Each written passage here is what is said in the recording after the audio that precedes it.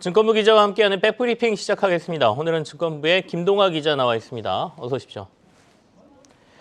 삼성전자 얘기를 좀 해야 되겠습니다. 오늘 블록딜이 있었어요. 이게 뭐 예고된 얘기긴 했습니다만 그래도 물량이 꽤 많기 때문에 왜 블록딜이 나왔고 또 시장에는 어떤 영향으로 또 어떤 의미로 분석이 되는지 얘기를 좀 해보고 싶네요. 이부진 호텔신라 사장의 주식이 블록딜 된 거죠? 네, 맞습니다. 이부진 호텔신라 사장이 네. 삼성전자 지분 4,500억 원어치를 블록딜 매각을 추진하고 있습니다. 이 막대한 상속세 납부를 위한 재원을 마련하려는 목적인데요. 네. 8일 어제였죠. 투자은행 업계에 따르면 이 사장은 삼성전자 지분 매각을 위한 수요 예측에 드디어 착수했습니다. 한 주당 매각 예정 가격은 83,700원에서 84,500원으로 전날 종가 84,500원과 비교하면 최대 0.95% 할인율을 적용한 가격입니다. 네. 이 블록딜 주관은 시티글로벌 마켓증권이 맡았습니다. 이번 블록딜 대상으로 나온 주식은 이 사장의 삼성전자 지분 0.09%에 해당하는 물량입니다. 매각이 마무리되면 이 사장의 삼성전자 지분은 기존 0.89%에서 0.80%로 줄어들 예정입니다. 0.09% 주는데도 매각 가격이 한 4,300억 원 정도 되니까요. 규모는 꽤 크다라고 볼 수는 있는데 눈여겨 보이는 게 이제 할인율이지 않습니까? 보통 이제 블록딜이라고 하면 도매 거래이기 때문에 할인율이 보통 5% 이상 나오는데 거의 할인율이 없는 점도 눈여겨 봐야 될 것 같습니다. 네, 맞습니다. 사실 올해 1월에도 네. 이 홍라이 여사 그리고 이부진 호텔신라 사장 그리고 이서연 삼성복지재단 이사장이 삼성전자 지분 총 2조 원어치를 블록딜로 매각하는 데 성공했었습니다.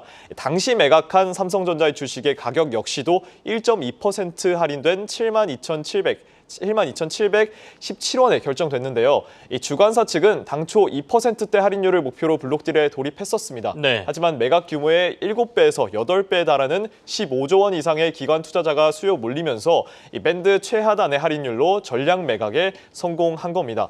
보통 말씀하신 대로 블록딜에 적용되는 할인율이 5%에서 10% 사이라는 점을 감안하면 당시에도 삼성전자 주식에 대한 투자자들의 관심은 높았던 겁니다. 하지만 이번 달 올해 1월보다 더 낮은 할인율이죠. 0.95%를 적용받으며 이 삼성전자 블록딜 거래 가격이 네. 결정될 예정인데요. 결국 할인율이 낮다는 건 그만큼 기관들이 삼성전자의 주가 향방을 긍정적으로 검토하고 있다는 뜻이고 1월에 비해 삼성전자의 펀더멘탈을 바라보는 시각 역시도 훨씬 더 장밋빛으로 변했다는 설명입니다. 삼성전자에 대한 증권사의 평균 목표 가격이 11만 원 정도고 또 네. 오늘이죠. 이 맥쿼리 목표가도 12만 5천 원이 나왔습니다. 이러한 점은 이번 블록딜 할인율 축소가 예정된 수순이었다는 점을 말해준다고 할 수 있겠습니다. 삼성전자에 대한 목표가들이 조금씩 올라가고 있는 모습이고요. 어쨌든 간 오너가의 지분이 대량으로 나오긴 했는데 할인율이 그렇게 높지 않다는 점은 시장에서 이렇게 대규모의 물량을 확보할 수 있는 기회가 많지 않다라고 생각하고 청약에 굉장히 많은 수요가 몰렸다. 이렇게도 해석이 된다는 거죠. 다만 그래도 이렇게 물량이 좀 나오게 되면 시장에서 일종의 오버행 이슈라고 할까요? 뭐 이런 것들도 있고 단기적으로 조정의 부담은 있지 않을까라는 생각도 드는데 어떻게 보십니까? 오늘 주가는 지금 84,400원에 유지되고 있습니다. 맞습니다. 사실 투자자분들이 가장 좀 많이 궁금해하실 거는 단기적으로 조정이 일어나느냐라는 네네. 것 같습니다. 일반적으로 블록딜을 통해서 주식을 거래한 경우에는 대규모 물량이 한꺼번에 낮은 가격에 거래되기 때문에 그 이후 주가의 하락 압력이 커지는 경향이 있습니다. 일시적으로 수급이 흔들리기 때문인데요. 다만 증권가에서는 연이은 블록딜이 업황 턴어라운드 시점에 이루어지는 만큼 호가 공백이 짧은 시간 내에 채워질 네. 것으로 보고 있습니다. 실제로 장 초반 삼성전자의 주가는 오히려 어제보다 0.12% 소폭 상승한 84,600원에 거래되고 있고 현재는 말씀해 주신 대로 0.12% 소폭 하락한 84,400원에 거래되고 있습니다. 특히나 장 초반 블록딜로 일시적인 공급 우위였던 삼성전자는 이게 메워지면서 현재는 외국인 순매수 증가세로 이어지고도 있는데요.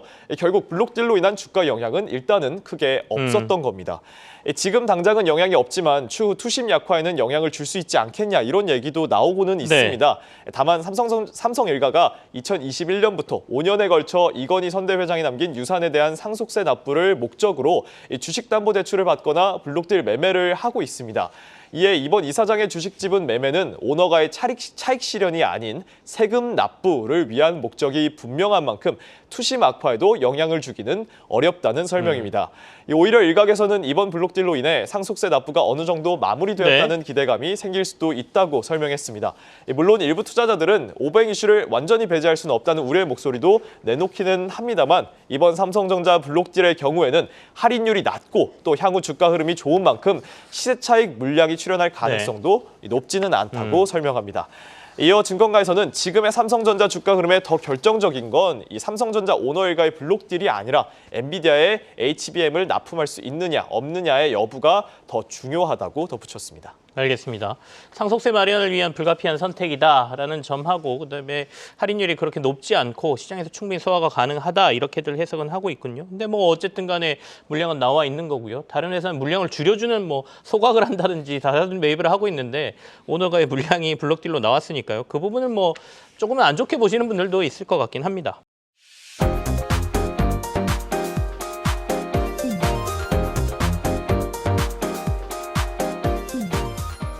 두 번째 이슈로 넘어가죠.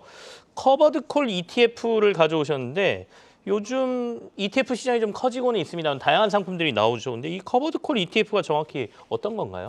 네, 말씀하신 대로 이 커버드 콜 ETF가 약간 이름만 들으면 어떤 상품인지 알기가 쉽진 않습니다. 이 커버드 콜 ETF는 주식을 매수하는 동시에 콜옵션 프리미엄을 매도해서 구성된 ETF를 말합니다. 이 콜옵션이란 간단하게 말해서 살 수 있는 권리입니다. 이 국내에 상장된 커버드 콜 ETF 상품은 2022년까지 6개 불과했지만 현재 15개까지 크게 늘었습니다. 이 순자산 총액도 1천억 원 수준에서 1조 8천억 원대로 급증했는데요. 이 주가 지수나 미국 장기채, 특정 주식 등 커버드 콜 ETF 상품도 다양해지고 있다는 겁니다. 이 한국투자신탁운용은 월마다 배당금을 지급하는 커버드 콜 ETF 3개 상품을 이달 또 신규 상장합니다. 해당 ETF 3상품 모두 업계 최고 수준인 연 15%의 배당금을 지급한다는 계획을 밝혔습니다. 최근 증시에 상장된 삼성자산운용과 KB자산운용의 커버드 콜 ETF 역시 연 10%가 넘는 배당 목표를 내세웠습니다. 이 배당형 ETF 상품이 주목을 받는 가운데 높은 수익률을 통해 투자자들을 끌어들이려는 것으로 풀이됩니다. 자, 말씀하신 대로 이제 커버드 콜 ETF가 뭔가 옵션 프리미엄을 통해서 추가 수익을 노리거나 적은 금액으로 또는 안정적인 수익을 추구한다 이런 얘기가 될 것 같은데 실제로도 인기가 좀 있습니까? 운용사들에서 속속들이 내놓는다고 말씀을 하셨는데요. 맞습니다. 최근 들어서 인기가 굉장히 많습니다. 특히나 이 기본적으로 커버드 콜 같은 경우에는 설명을 보시면 꾸준히 안정적인 수익을 낼 수 있다 이런 식으로 약간 마치 은행 적금과 같은 상품이라고 착각하기 쉽습니다. 하지만 커버드 콜 ETF 역시 엄연한 투자 상품으로 원금 손실의 가능성이 분명히 존재합니다.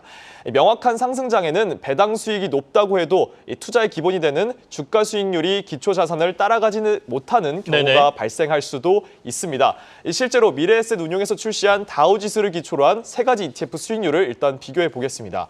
3% ETF, 7% ETF는 커버드 콜 상품으로 콜옵션 매도 비율을 조정해서 연간 3%, 7%의 추가 분배금을 추구합니다. 3% ETF가 콜옵션 15% 정도를 팔 때 7% ETF는 더 많은 분배금을 위해 콜옵션을 40% 이내에서 매도하는데요. 실제로 상장 이후에 새 ETF의 분배금은 차례로 292원, 509원, 794원이었습니다.